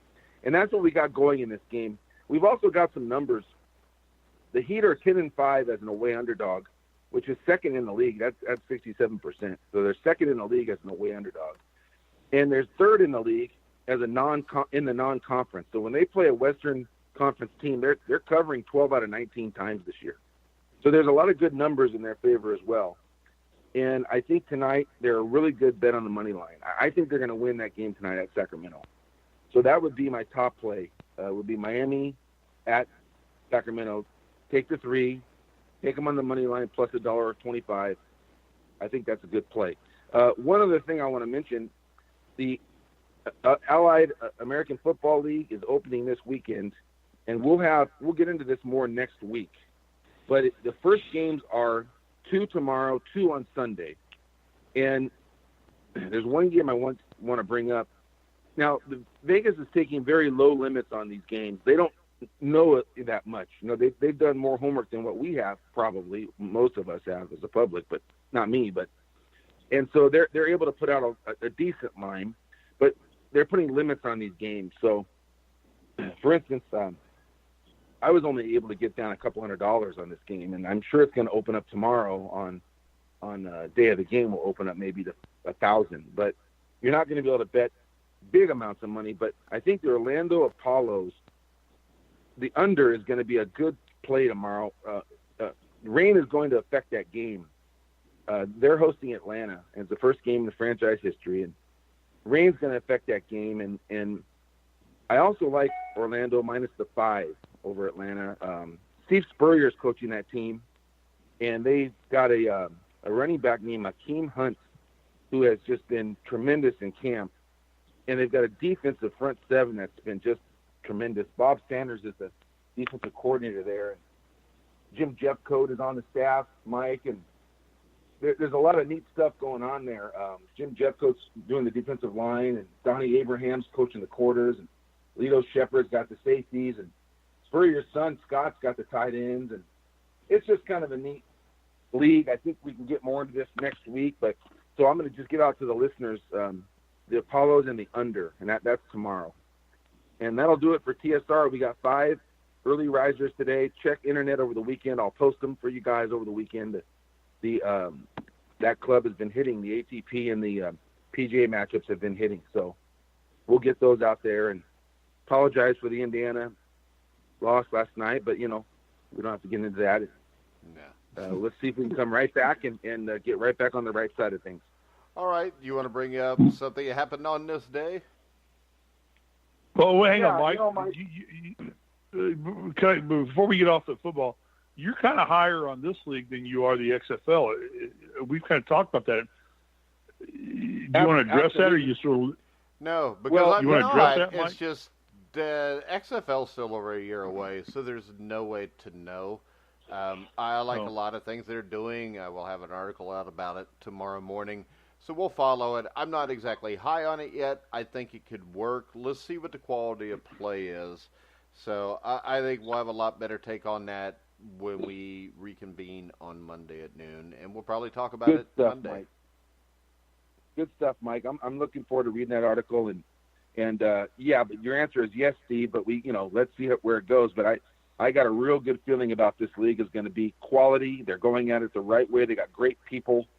And I think you talk about rule changes. They've done some things. Let's go over all this next week. We don't have time today, but because I want to see it all in play Monday. But and then Monday we can actually go through it and talk about it a little bit and break it down. Right. Yeah. Yeah, we can break down the games, and the president of the Orlando franchise, we're going to be able to get him on air at some point, I think, and that might be a good interview for us.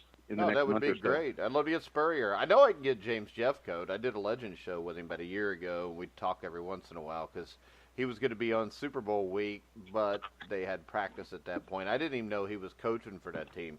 He just told me that he had football practice, and I figured he was in the Alliance League. Yeah. Well, I'm kind of I've developed some ties with that organization, and I'm kind of giving you some good inside scoop for their game tomorrow. they feel very good that they're going to win that they're game. going to beat Atlanta because Atlanta is coached by Kevin Coyle, and he's an idiot. He used to be in Cincinnati. He doesn't know what the hell he's doing. So take Orlando.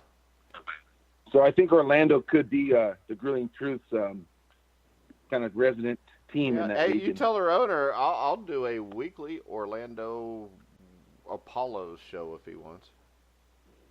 Let's do it. I'll talk to him about that. Because I love he's a Rocky good guy, Balboa. And the Steve, fact that they're naming this team after Apollo Creed is just awesome.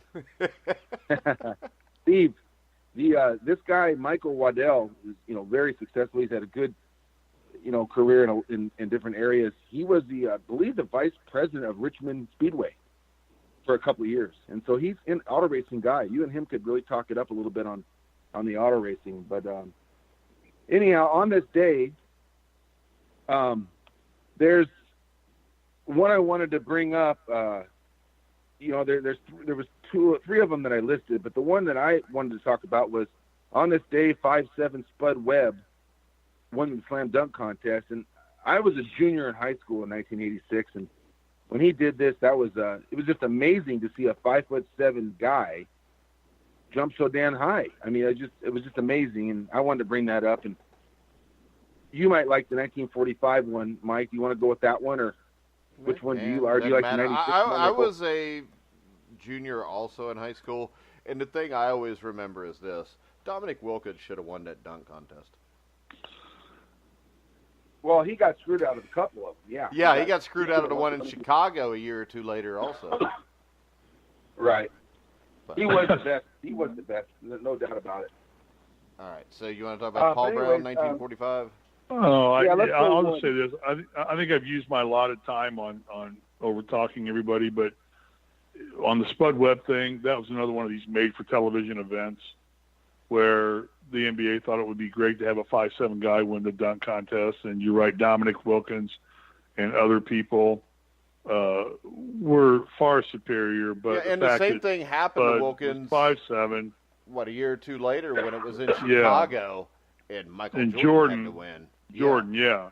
And that's what just sours me on a lot of things about pro sports is that for Spud Webb to think that at 5'7", he can out-dunk Dominic Wilkins or Michael Jordan or Patrick Ewing or whoever else was playing at that time when the dunk contest was still kind of a relevant thing, was a made-for-television thing. That it's like, oh, this is cool. Let's get the shortest guy in the NBA.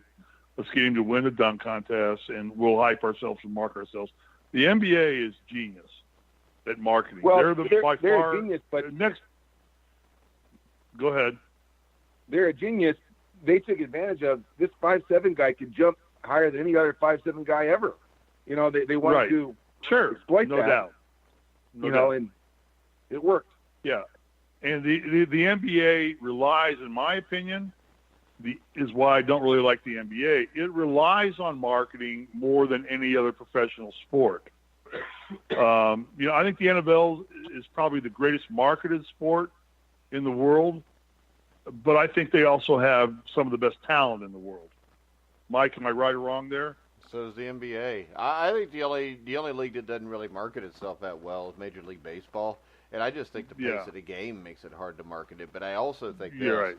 I think baseball in the 80s was marketed much better than it is now. Agreed entirely. Yeah. Well, you had bona fide superstars playing the game. But, Mike, let me ask you this.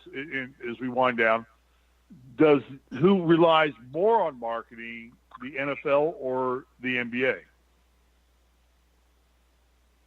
I don't think that with the advertising budget they have, you could say anybody relies on it more than the NFL. I think the NBA needs it more than any place else. And I think the NBA, the same thing, the NBA marketed itself in the 1980s. I like great. They don't do that anymore. I mean, it's not like you remember the NBA. It's fantastic.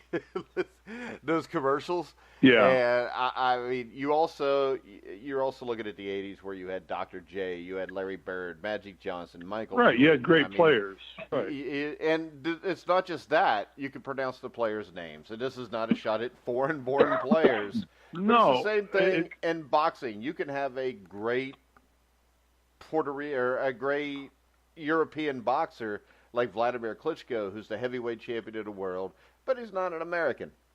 And there's very few athletes in this country that have been transcendent that were not Americans. There are some. I mean, Manny Pacquiao, Julio Cesar Chavez, most of them are boxers, but that's also because you have a lot of immigrants from that country, which help when you get over here. But it's like Luka Doncic. He's never going to be Larry Bird. And it's not Luka Doncic's fault. And it's not racism, right. Because this is the thing. In the end, people are tribal, and they always will be. You're drawn to your own kind. That doesn't make it racist. If you think what you are makes you better than somebody else, that's racist.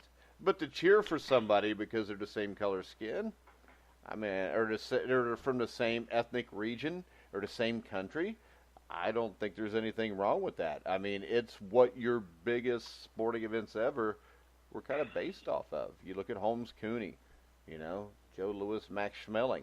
And Louis Schmeling wasn't black-white. It was Nazi versus an American. Even though Schmeling wasn't a Nazi, that's the way it was viewed. And whenever you get a cultural clash like that, that's when you have things that are huge. The U.S. against Russia.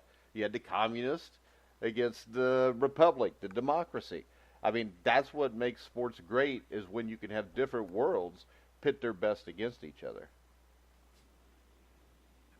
Yeah, and I agree entirely. And it's funny because watching the NBA trades going on yesterday, and again, I don't follow the NBA very closely, but I did not know of probably 3/4 of the guys that were traded. I didn't even know who they were, where they come from, what teams. I didn't know. I mean, I'm just like, who is this guy? And they were important trades to teams. I mean, there were a lot of good trades made as you study it and read up and try and prepare for a show. But you're like, I have no idea, because it's not Dr. J, it's not Larry Bird, it's not Dennis Johnson, it's not Michael Cooper, it's not Bill Walton. You don't know the names of these people, and you don't know who they are, and maybe that's a product of not following the sport, or it's just a product of the influx of people that come into the sport that you just don't know about anymore. So it was an interesting insight for me, because I don't really want to talk NBA trades, because I did not know 3/4 of the guys that were traded yesterday. Yeah, and I didn't know. I had never heard of them. Am I right or wrong? Yeah, you're right. That's what I've said. Bobby, you want to talk about 1945 Paul Brown, you said? I do, yeah. Tell me a little bit about that, Mike. Paul Brown agreed to coach the new expansion team in Cleveland, which would later be named the Cleveland Browns after their coach. Yeah, and he played, let's see, he started off, he coached at Massillon, won state championships there. He went to Ohio State, won a national championship there. He won at every level. He goes in and coaches the Cleveland Browns, but the Cleveland Browns in 1945 were not in the NFL. They were actually in the All-American Football Conference, where they won, I think, every title that was possible to win for like 4 or 5 years there. The thing that was interesting is, I think their first year was 1950 or 51. They go in, first game of the season. It's kind of a Super Bowl III feel, where you've got the NFL champion against the Cleveland Browns, who were the All-American Football champions. And they went to the Rams and beat the Rams 31-28, which shocked everybody. But the thing about Paul Brown is, when I talk about Bill Belichick being the greatest football coach of all time, I think Paul Brown is the only guy that can make an argument against him. And the reason I say that, he was the first coach to use game film to scout opponents. He was the first to hire a full-time staff of assistant coaches. He was the first guy that tested players, like a 40-time, a high jump, stuff like that. He was the first guy that tested players on the knowledge of a playbook. He invented the modern face mask. And I think, I can't remember which player it was, but one of the Browns, it might have been a running back, it might have been Otto Graham, broke his nose. And they wanted to still be able to have him play in the game. So Paul Brown, during the week, crafted a one-bar face mask that went across his nose to protect it so he could play. And that kind of just went from there. When you look, we talked about he's the first one to test players on the knowledge of a playbook. I interviewed Sam Weish about a couple weeks ago before the Super Bowl. And the thing that stood out there is this. Sam Weish got the head coaching job for the Bengals because Paul Brown remembered that Sam Weish kept the best notes of any player that he'd coached. Because what he would do is, at the end of the season, he'd have everybody turn their notebooks in so he could look at what they wrote to see if they were really paying attention or not. And that was a huge thing to him. But that's what got Sam Weish the Bengals head coaching job, because Weish, I think, was in his 30s at the time, had 1 year at IU, went 3-8, and been an assistant with Bill Walsh for a few years. But also, when you look at the game in that playbook, he also invented the draw play. I think he was the inventor of the screen pass. He helped break professional football's color barrier with Marion Motley, guys like that. I think he also invented a practice squad. And then the thing is this. He leaves the Cleveland Browns at like 1962-63. It looks like he's done with football. And then I think it was John Sawyer was the majority owner that wanted to put a team in Cincinnati, which would eventually be the Bengals. And Paul Brown decided he was going to coach the team. Now, Brown did a few brilliant things. Number one, he only owned 10% of the team. But the thing about him was he saved that money. And every few years, he would buy out one of the minority owners until he got to the point where he owned all the football team. I mean, if you get to mid-late 80s, a few years before he died, that's when he bought the last shares from Sawyer and became the majority and basically only owner of the Cincinnati Bengals. But the other thing was, when he wanted to come into the NFL with the Cincinnati Bengals, well, the AFL to start, 1968 was their first year. When you get to 1995-96 with teams like the Panthers or the Texans in 2002, expansion teams had a lot easier time now than they did back then, and the reason was the majority of NFL owners were afraid that he would walk in and just continue to dominate like he did with the Cleveland Browns. So they set it up so the Bengals had a hard time getting players, and this wasn't where you had big scouting systems back there. And when they did the supplemental draft of players that had been in the NFL, the Bengals actually drafted a guy who was dead. He died a year before and nobody even knew, because that's just the way it was. And the thing that was amazing was they were the fastest team to ever make the NFL playoffs from expansion era time. In their third year, they make the playoffs in 1970. They also had the worst start in NFL history to make the playoffs, where they started off 1-6. They ended 8-6, win 7 games in a row. They beat the Boston Patriots 45-7. Last game of the year, Riverfront Stadium, to make the playoffs. The interesting story Sam Weish told me, though, was in 1970, they played the Baltimore Colts and Johnny Unitas. And Brown had played Unitas a lot. He knew how great that Colts team was. And the game's like 0-0 halfway through the second quarter. The Colts scored a touchdown to make it 7-0.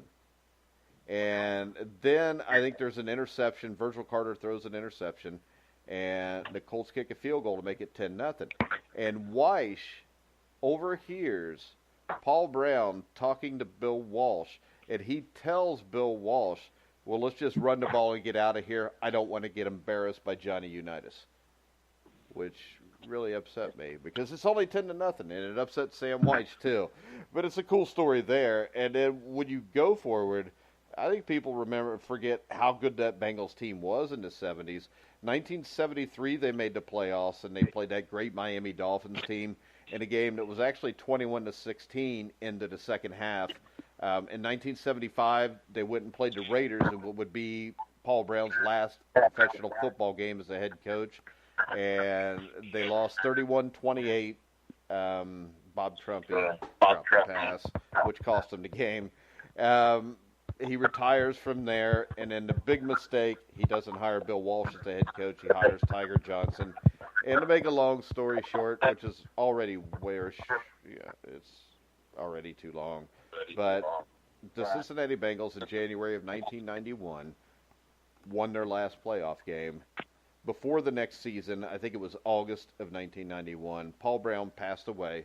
The Cincinnati Bengals have been irrelevant ever since. Wow.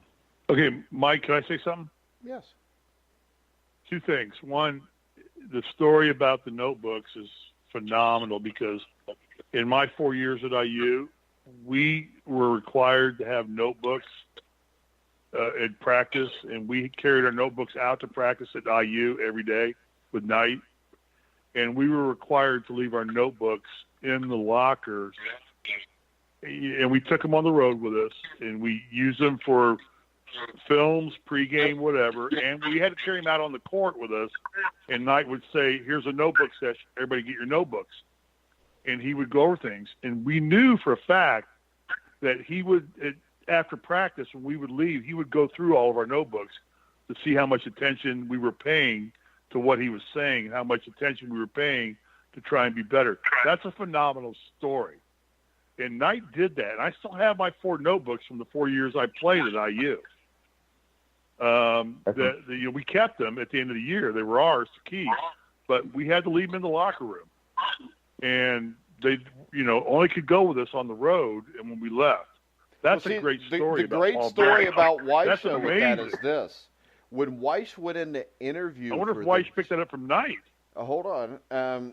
Well, I don't know if Weiss did that, but I know Brown did it to Weiss. Okay. But the Brown interesting did thing it, yeah. here is this, But though. maybe Knight picked it up from Brown. Picked it up from Brown, yeah. I mean, he lived in basically- Cleveland. I grew up in Orville, Ohio, which is Cleveland, basically. I mean, it would not surprise me if Paul Brown had some influence on Bob Knight. Right. Because that Knight great? liked football, too. Yeah, that makes for a great story. And the better part is this. When Paul Brown interviewed Sam Weiss, all right, the thing that was amazing about that is when Sam Weiss came in and sat down to interview for the job, Paul Brown took out the notebook Sam Weiss had and sat them in front of him. He still had kept every notebook note that Sam Weiss had kept while Sam Weiss was with the Bengals. So, yeah.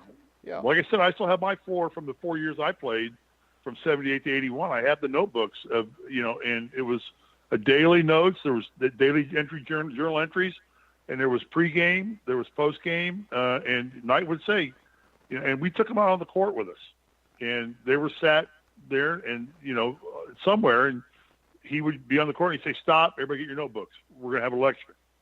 And we would lecture, and we would write shit down in our notebooks. That's amazing. That's a great story, Mike. Good job. Secondly, the question I want to ask you now, who's more important to the NFL, Brown or Hallis? Hallis, because there would be no NFL without Hallis. Because Hallis, the big save there is the NFL struggled its first 7-8 years. And the thing that changed that, or at least started to change it, because a lot of guys that were great college players didn't even go play in the NFL because it was considered to be, basically this bastard form of football. But the thing that changed is George Hallis gave a crap load of money to Red Grange to play for him. And Red Grange played at the University of Illinois, won the Rose Bowl. Mm-hmm. He was one of the greatest players in football history. And once he got Red Grange, what he did was he barnstormed the country. I mean, they would play 3 or 4 games in a week. They would go to these cities. 50, 60,000 people would show up to it. So overall, George Hallis, I mean, the Lombardi Trophy should be named the Hallis Trophy. It should be after George Hallis because without George Hallis, there would be no present-day NFL. Isn't the NFC trophy called the Hallis Trophy? Isn't that the NFC trophy? Yeah, and I mean, the only reason it's not the Super Bowl trophy, it's not called the AFC, Hallis Trophy, right? is because George Hallis didn't die the way Vince Lombardi did in 1970-71, right when they were naming the trophy. Because George Hallis' impact on the NFL is 1 billion times bigger than Vince Lombardi's. So Paul Brown was the great innovator of the sport, but Hallis was the savior of the sport. Yeah. And Hallis was a great innovator, too. I mean, most of those guys back then, everything you got today came from them. So without Mike Brown or without Paul Brown, you wouldn't have a lot of what was already there. Also, Vince Lombardi was innovative. Tom Landry was a big-time innovator. Bum Phillips, big-time innovator. Sid Gilman, huge innovator. So those are basically the fathers of football. Landry brought analytics into the game, didn't he? Well, he brought it in with Tex Schramm, but before that, he brought in the shotgun offense, which, hell, most teams run shotgun at least half the time anymore. He brought in the flex defense, brought in a ton of stuff. Bum Phillips brought in the 3-4. Nobody ran a 3-4 till Phillips. And really, people give Bill Parcells, Bill Belichick, and the guys with the Giants credit for Lawrence Taylor and how they used him. But Bum Phillips got Robert Brazile and used him like that. That's what gave the Giants that idea. And that's why Robert Brazile in the Hall of Fame. Yes, because Robert Brazile was the same player Lawrence Taylor was. You watch him play, there's not a huge difference between the two of them. It's just one of them did it in Houston and ran into the Steelers. The other one did it in New York and won a couple Super Bowls with the Giants. Right. But good stuff. Anything else, guys? Outstanding. No, I just want to know. I want you to know that my Grueling Truth T-shirt is going to be delivered today. I bought one online, so Mike, you're going to be getting take a picture some of kind of money. yourself in it. Yeah, we'll get $4. So thanks, Steve. Well, that's $4 that goes on, helping you run the website. But I've got mine. I just got a notice that mine is being delivered today. There you go. So I bought one. I got to get mine. I didn't get it free. I'll go on there. I'm part owner of the damn website, and I didn't get one for free. I own the website. I didn't get one either for free. I paid get one for for mine free. Too. All right, guys, we're going to wrap this up. Are we doing an Indiana basketball show tonight at 7 still, Steve? Yes, we should, because we have lots to talk about. Well, then we will. So it'll be me, Steve Risley, Colin Hartman, Cole Hanna. Hopefully all four of us will be on. And tonight, also, we will have the Inside Boxing Show, once again, with me and Jeremiah, which you can check out. Last night we had John Raspani on to talk about Regis Prograis. And make sure you check out on Amazon, Intimate Warfare, written by John Raspani and Dennis Taylor. Make sure you check out the Sheridan report. Also read Mike Goodpaster's article on Frank Robinson. It is an important I'll read. tell you a secret, Good Steve. read. But the next time when you read an article, look and see who wrote it, because I didn't even write the article. Oh, I thought you did. No, I asked somebody to write the article. It said posted by Mike Goodpaster or Wendy Goodpaster. You say written. I know you. Okay. But that's all right. Well, I let you go on earlier just because I didn't want to interrupt it. But way to throw me under the bus. I was trying to. No, I'd have thrown you under the bus if I'd have brought it up when you were saying it. So I just kind of let it go. I figure nobody's listening by now. All right. Make sure you check out Bobby Sheridan at SheridanReport.com, on Twitter at Sheridan Report. Correct, Bobby? Yes, sir. All right, and check out Steve Risley. Follow him at srisley34. You can follow Cole Hanna at ColeHanna5. So remember, you can hear all of our podcasts on iHeartRadio, Spotify, TuneIn, Spreaker, Stitcher, wherever you find sports podcasts. You'll find The Grueling Truth. So for Cole Hanna, Bobby Sheridan, Steve Risley, I'm Mike Goodpaster. You've been listening to The Grueling Truth, where the legends speak.